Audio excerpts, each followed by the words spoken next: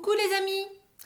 L'histoire s'accélère et l'avenir semble s'assombrir pour les lionnes de la tribu du fleuve.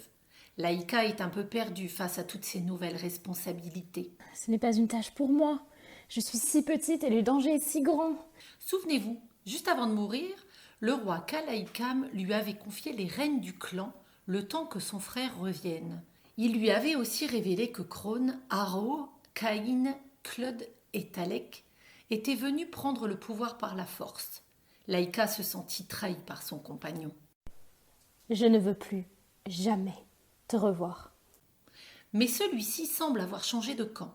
Tu es celle qui m'a soufflé tous ces rêves, celle qui m'a ouvert les yeux sur ma vie et sur mon destin. Aujourd'hui, je n'ai plus peur de choisir. Ce que Laïka ignore, c'est qu'il s'est déjà confronté à Krone, son frère démoniaque, dans l'espoir de le faire changer d'avis. Sans succès, hélas. Dans 9 lunes, nous attaquerons le clan du fleuve, avec ou sans ton consentement. Il y a eu au moins un point positif.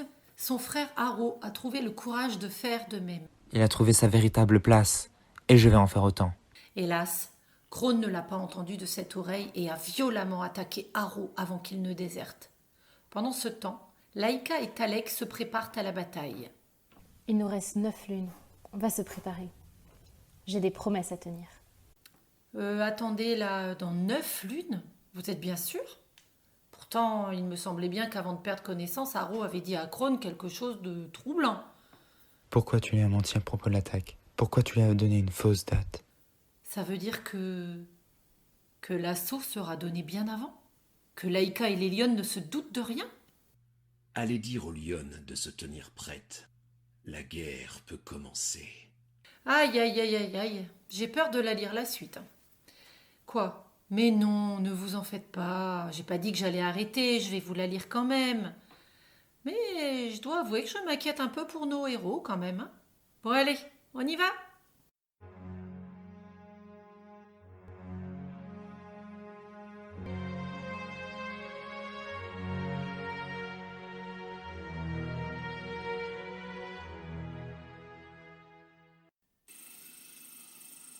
Toutes les lionnes étaient rassemblées devant la tanière du meneur. Laïka se tenait devant elle, sur le promontoire. Tant de visages désespérés tournés vers elle lui donnaient la nausée. Toutes ces lionnes attendaient des paroles qui leur redonneraient du courage. Suis-je vraiment capable de les aider? Anxieuse, elle se tourna vers Talek. Celui-ci lui lança un sourire encourageant. Moi, je crois en toi. Alors elles aussi. C'est ce qu'il lui avait dit la veille. Sa présence la réconfortait et lui donnait le courage de continuer. Laïka regarda ses camarades de clan. Il fallait qu'elle leur vienne en aide. Il y a quelques heures, la rumeur s'était répandue dans tout le clan qu'une guerre allait bientôt éclater. La peur avait serré tous les cœurs, et chacune avait cédé à la panique. Il était temps de rétablir l'ordre. L'espoir doit revenir.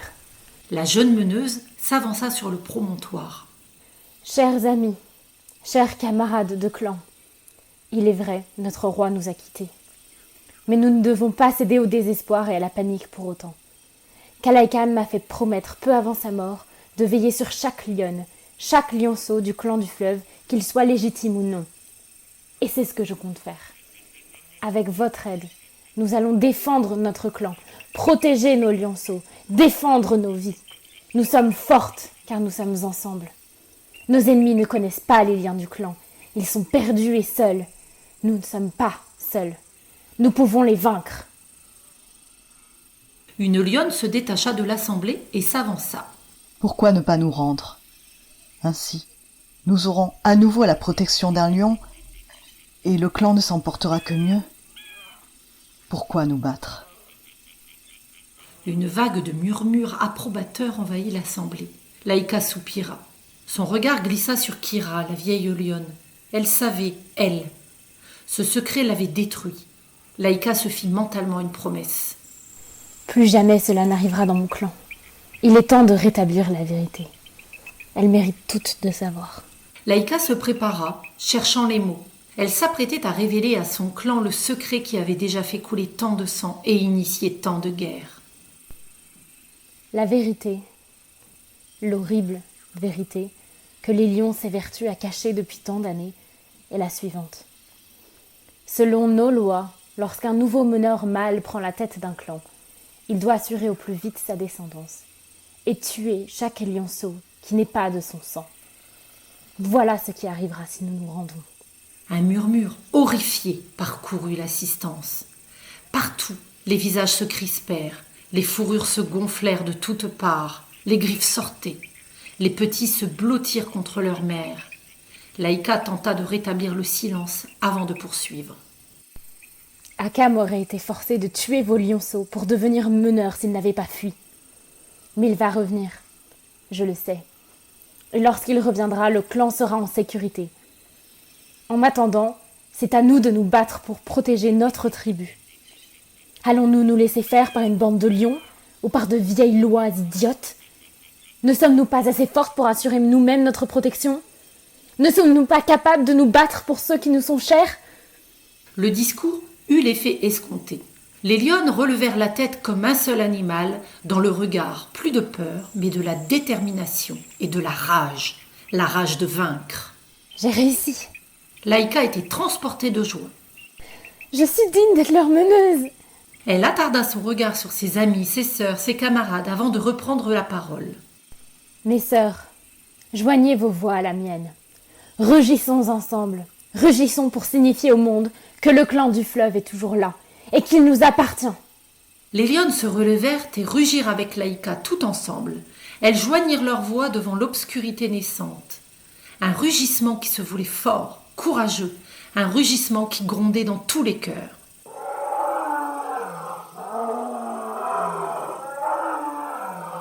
Laïka se tourna vers Talek qui écoutait ce chant guerrier en silence, n'osant y participer. La jeune lionne s'approcha de son compagnon et lui posa une patte sur son poitrail, là où battait son cœur. Ta place. Elle articula ces deux mots, derrière le vacarme des rugissements. Talek comprit ce qu'elle voulait dire. Il s'avança et se mit lui aussi à rugir. Le cœur battant, il pensait que les autres lionnes s'arrêteraient pour lui lancer des regards noirs, mais elles n'en firent rien. Elles continuèrent leur chant, sans se soucier de lui.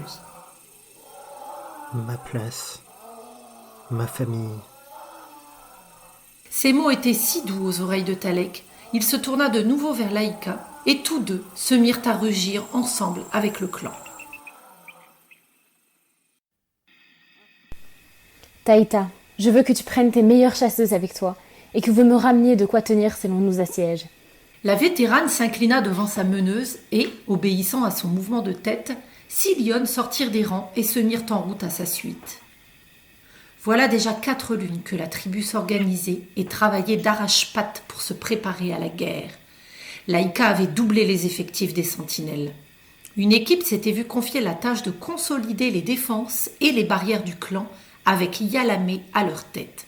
Une autre, dirigée par Amaï, avait pour mission d'aménager le baobab des guerriers afin que la caverne puisse abriter et cacher les lionceaux, les blessés et les lionnes gestantes. Laïka avait dû beaucoup insister auprès d'Amaï pour la convaincre de ne pas aller au front le moment venu. Elle attendait des lionceaux.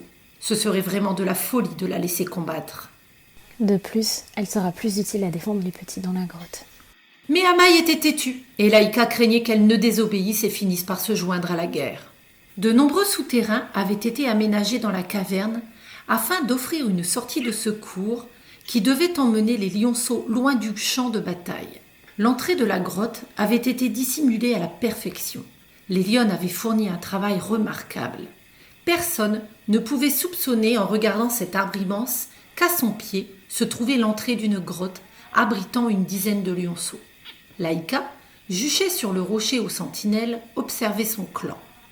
Dans la plaine du partage, on pouvait voir les lionnes s'entraîner et améliorer leur technique de combat. Kira avait été nommé professeur et sa mission était de les former au mieux et surtout au plus vite. La vieille lionne, malgré son âge avancé, était toujours alerte et redoutable au combat.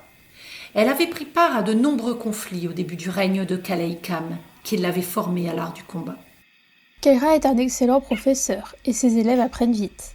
Itaka et sa sœur Kala venaient de rejoindre leur amie et contemplaient avec elle la séance d'entraînement. Espérons que cela suffira. C'est trop de nouveautés en si peu de temps. Mais maintenant que je les regarde à l'œuvre, mes doutes se sont évanouis. Que veux-tu dire? Les lionnes du clan du fleuve n'ont jamais eu besoin de se battre. Elles ont toujours vécu heureuses et insouciantes. J'avais peur que l'inexpérience de nos guerrières ne les amène à un massacre. Elle avait été surprise de constater que ses camarades de clan avaient appris très rapidement et que la plupart s'étaient révélés redoutables. On dirait bien que la rage et l'espoir sont de retour dans le camp. Laïka acquiesça aux paroles de Kala. La jeune meneuse savait bien que c'étaient là des armes puissantes qui pouvaient faire basculer l'issue d'une guerre. Laïka plissa le museau. Oh, cette odeur est vraiment insupportable. Sur les conseils de Talek, la tribu entière avait dû se rouler dans la poussière. Ce dernier, entendant la remarque de Laïka, les rejoignit pour défendre son idée. Il n'empêche que cette odeur permettra de déstabiliser nos adversaires et de cacher aux autres mâles l'absence de l'odeur de Kalaïkam. Elle a intérêt à tenir ses promesses, ton idée, histoire qu'on ne s'asphyxie pas pour rien. Toutes les lionnes avaient dû apprendre à respirer la gueule entr'ouverte. Elles s'y étaient faites rapidement. La jeune lionne était satisfaite. Talek ronronna de cette pique lancée sur le ton de la plaisanterie. Puis il donna un coup de langue affectueux à sa compagne avant de prendre congé. Je dois y retourner. Elles m'attendent. Laïka lui rendit son baiser avant de le regarder s'éloigner vers les arbres du repos. Il prit place face à son auditoire. Il enseignait aux lionnes ses idées stratégiques. Il leur apprenait en détail les points forts, les points faibles de leurs adversaires, leur livrant des informations sur le camp ennemi, leur expliquant leurs méthodes d'attaque et leurs stratégies habituelles. Talek était un allié de taille, et aucune des lionnes n'avait contesté les raisons de sa présence. Elles l'ont accepté comme un frère. Laïka ronronna à cette pensée. Oui, son compagnon avait trouvé sa place, mais il restait une dernière chose à faire à présent. La jeune lionne sauta du rocher et courut jusqu'à la caverne du meneur. Là, elle grimpa sur le replat, au-dessus de la caverne qui faisait office de promontoire. Elle poussa un rugissement qui fit accourir les lionnes. C'était le signe que leur meneuse devait parler. Lorsque toutes furent rassemblées, Laïka prit la parole. Mes sœurs, vous avez accepté la présence d'un jeune lion inconnu au sein du clan. Vous l'avez considéré comme un ami, un allié.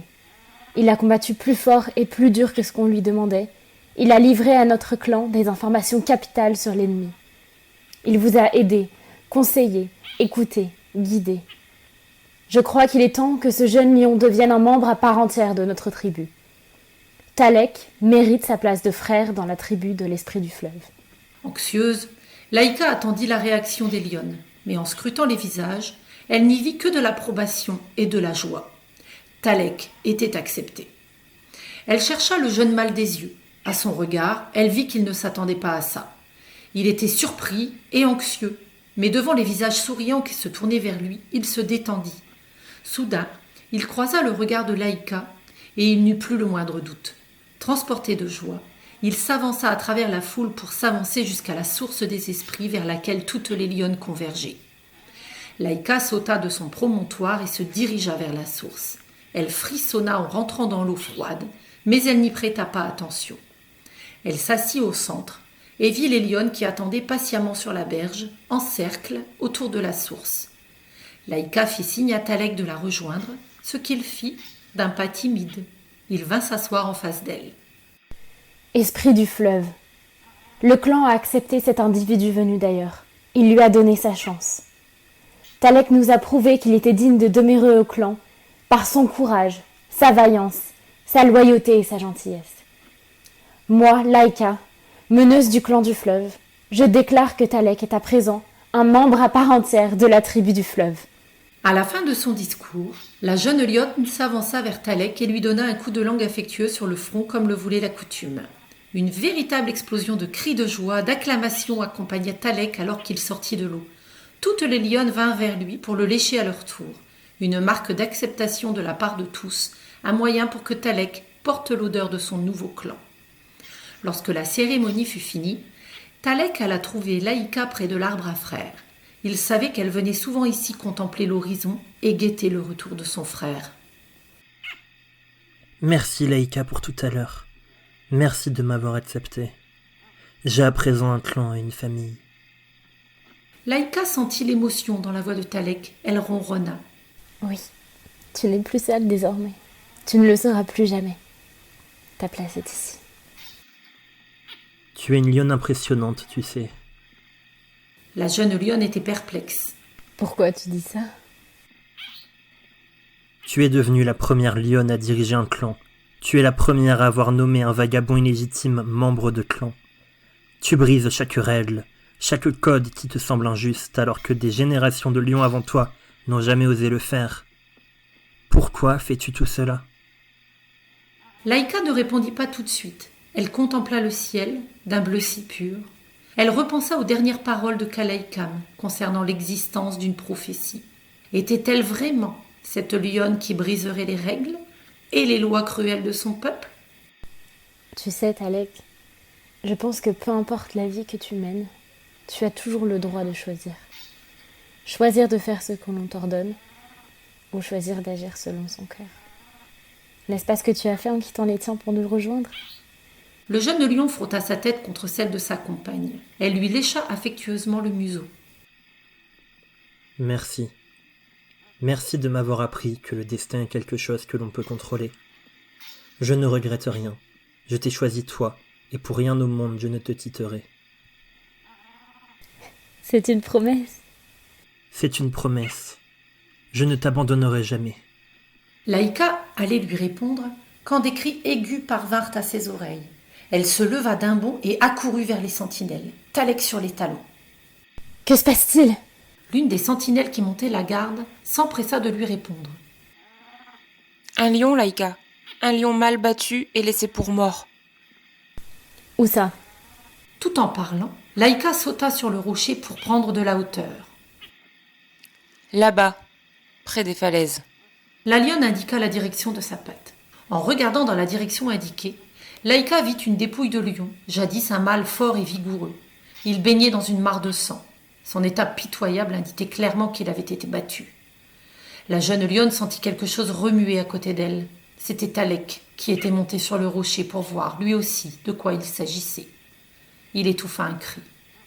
Inquiète, elle se tourna vers lui. Les yeux emplis de douleur et d'angoisse, il expliqua. C'est Arrow. C'est mon frère.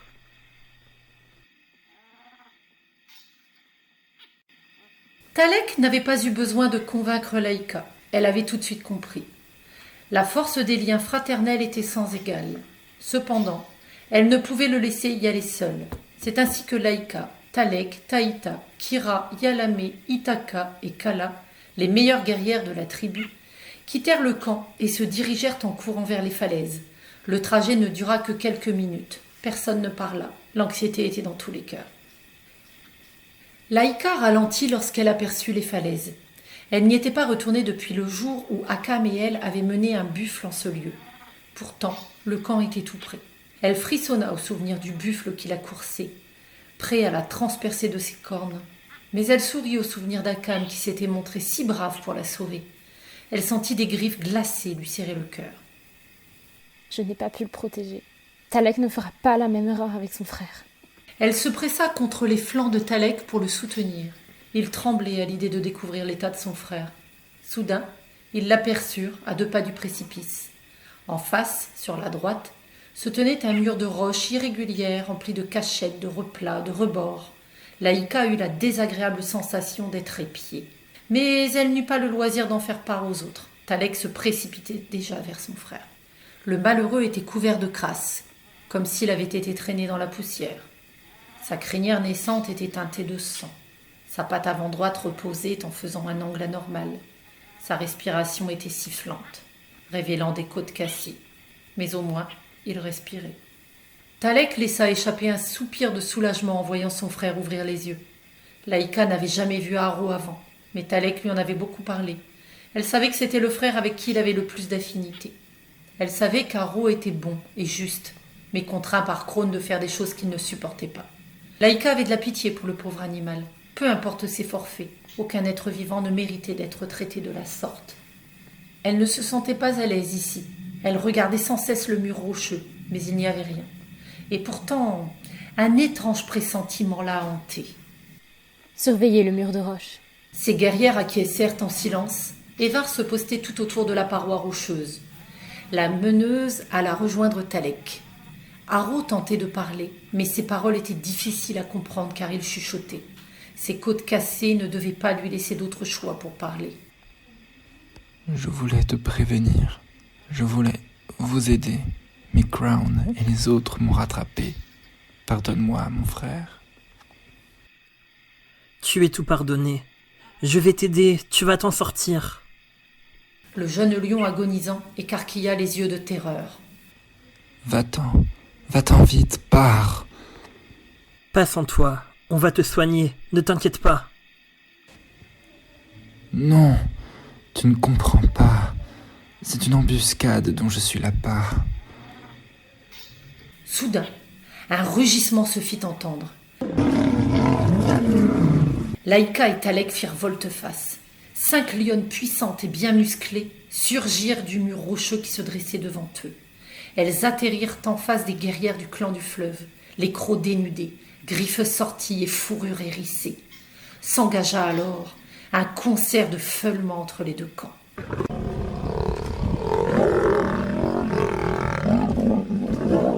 Laïka huma leurs odeurs. Des vagabondes, les lionnes de l'armée de Crown. Laïka fit signe à ses guerrières de la suivre et se dirigea vers la seule échappatoire que le paysage leur offrait. Leur retraite fut bientôt coupée par 4 autres lionnes qui surgirent de l'ombre. Devant eux, des guerrières puissantes et bien entraînées. Derrière eux, un précipice. Ils étaient pris au piège. Les vagabondes les encerclaient de toutes parts et tentaient de les pousser vers le gouffre. Laïka se mit en position d'attaque, ramassée sur elle-même, prête à bondir, aussitôt imitée par ses guerrières. Laïka jeta un coup d'œil à Talek.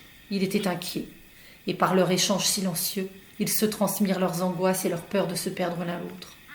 Talek reporta son attention sur leurs ennemis, les babines retroussées. Pour la tribu du fleuve! Elle rugit tout en s'élançant sur les vagabondes suivies de sa meute. Elle atterrit toute griffe dehors sur le dos d'une vagabonde qui la délogea d'un coup de patte dans le ventre. Laïka se releva d'un bond et esquiva juste à temps l'attaque de sa rivale qui fonçait déjà sur elle. La vagabonde fit volte-face et se rua sur Laïka qui se défendit à coups de griffes et de crocs. L'autre cherchait une prise à la gorge. Laïka eut alors une idée. Elle courut vers le précipice, sa rivale derrière elle. Elle se retourna soudainement, à quelques pattes du vide.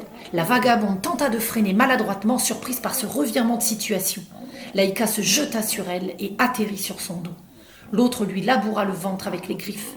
De profondes entailles vinrent zébrer la fourrure dorée de la jeune meneuse. Elle sentit le sang chaud couler dans ses plaies. Alors, ma jolie, déjà fatiguée ? La vagabonde ricana dans un épouvantable rictus. Laïka répondit à la provocation par un coup de croc qui arracha une oreille à sa rivale. Hurlant de douleur, la vagabonde planta ses griffes dans la patte arrière de la jeune meneuse. Celle-ci, assommée sous le coup de la douleur, n'eut d'autre choix que de s'écarter de sa rivale. Elle partit en courant, sans demander son reste, et disparut loin du champ de bataille. Une de moins. Elle se retourna et aperçut Kala en prise avec une vagabonde puissamment musclée. Elle maintenait Kala au sol avec une patte et lui lacérait les flancs avec l'autre patte. La pauvre lionne, hurlant de douleur, tentait en vain de se dégager de l'emprise de son adversaire. Laïka se précipita sur elle et, profitant de cet effet de surprise, plongea ses crocs dans la patte avant droite de la vagabonde. Elle serra ses mâchoires et transperça les muscles de ses crocs aiguisés. La vagabonde rugit de fureur. Elle se dégagea vivement de Kala, qui en profita pour se relever. La vagabonde blessée peinait à se remettre sur ses pattes, mais elle se lança sur Laïka avec une rage non dissimulée. La jeune meneuse se précipita vers les falaises. La vagabonde la suivait. Sa patte tordue lui donnait des mouvements peu habiles et une maladresse incontrôlable. Laïka prit de la vitesse et arriva au bord du ravin. Elle bifurqua au dernier moment sur la droite, longeant le bord du précipice, manquant de chuter avec les pierres qui cédaient sous son poids. Elle se rétablit de justesse en se servant de sa queue comme balancier et jeta un coup d'œil en arrière. Comme elle s'y attendait, la vagabonde eut, à cause de sa patte atrophiée, beaucoup moins d'adresse. Lorsqu'elle vit le précipice se rapprocher, elle tenta en vain de freiner, mais trop tard. La lionne tomba au fond du ravin dans un rugissement de fureur. Laïka sentit une tristesse immense s'emparer d'elle. C'était peut-être une ennemie, une vagabonde qui n'avait que la vengeance comme motivation. Mais c'était tout de même une lionne. Et je l'ai tuée. La guerre, elle ne sème que mort et désolation. On ne peut parler de victoire à son issue. C'est à chaque fois une défaite pour tous, puisque la mort emmène des âmes des deux camps et fait pleurer chacun. Seulement, on préfère enterrer cette douleur dans nos cœurs et se consoler avec cette victoire dérisoire. On clame haut et fort ce que l'on a gagné, en mettant soigneusement sous silence ce que nous avons perdu. Arza revenait murmurer de sages paroles dans la tête de Laïka. La jeune lionne était heureuse de pouvoir compter sur la présence de la voix fluette. Elle se sentait moins seule et perdue. Des cris la firent sortir de sa rêverie. Elle balaya la plaine du regard. Les vagabondes étaient dispersées. Beaucoup avaient fui, préférant battre en retraite. 3 lionnes gisaient au sol, mortes ou gravement blessées. Des vagabondes. Ces guerrières pensaient leurs blessures. Aucune n'était grave. Laïka laissa échapper un soupir de soulagement. En faisant le compte, la terreur serra de nouveau son cœur. Il manquait une lionne. Elle vit alors Talek, penchée sur une des lionnes qui gisaient au sol. Elle les avait toutes prises à tort pour des vagabondes. Mais l'une d'entre elles était une guerrière de la tribu du fleuve.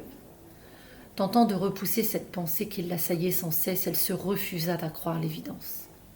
Tout au fond d'elle, elle connaissait l'identité de cette lionne, mais son cerveau refusait de l'admettre. Elle se précipita vers Talek. Son cœur rata un battement lorsqu'elle vit de qui il s'agissait. Yalamé. Elle courut vers sa mère. Une douleur amère la submergeait. Yalamé respirait très difficilement. De profondes entailles lui barraient la gorge. Le sang s'écoulait abondamment. Talek recula. Talek recula respectueusement à l'approche de Laïka. La jeune meneuse pleurait, de rage, de tristesse, d'impuissance. Elle ne pouvait plus rien pour la sauver. Yalamé s'envolait déjà pour le pays des ombres. Son regard vitreux cherchait Laïka. Lorsqu'elle la vit, elle lui sourit. « Bats-toi. Bats-toi pour notre clan. Je crois en toi. » Maman, ça va aller, on va te soigner, tu vas t'en sortir, maman. Non, tu ne peux plus rien pour moi. J'ai accompli ma tâche, à toi d'accomplir la tienne. Sauve le clan, aide Akam à retrouver le chemin de la maison. Promets-moi. Oui, je te le promets, maman. Je t'aime, ma chérie. Tu es si forte. Yalamé rendit son dernier souffle. Son esprit rejoignit le torrent du fleuve qui grondait non loin de là. Laïka lécha la dépouille de sa mère dans un geste désespéré, tentant vainement de la réchauffer, mais elle savait au fond d'elle-même qu'il était déjà trop tard. Yalamé s'était éteinte. Elle s'écarta et hurla toute sa douleur jusqu'à ce que l'air lui manque dans ses poumons. Talek s'approcha doucement. Laïka s'effondra sur lui, secouée de pleurs. Pourquoi Elle ne cessait de répéter cette question entre deux sanglots. Je ne sais pas. Cette attaque ne rime à rien. La guerre n'est pas prévue avant Sainte-Lune. Un rire s'éleva alors dans l'air. Laïka regarda à ses pieds, où gisait l'une des vagabondes. Son état était tel que l'on se demandait comment elle pouvait encore être en vie.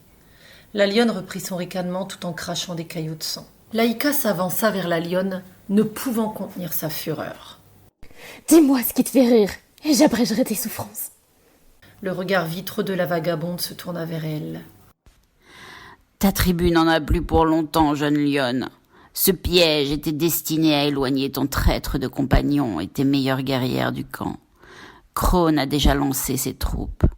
Lionnes et lionceaux de la tribu du fleuve ne sont sans doute plus de ce monde. » L'horrible lionne cracha un flot de sang continu. Elle s'immobilisa soudain et laissa sa tête retomber sur le sol.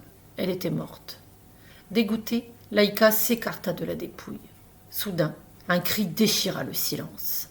Talek et les lionnes se retournèrent en même temps. Les cris venaient de leur camp. La vagabonde avait dit vrai. La guerre avait bel et bien commencé.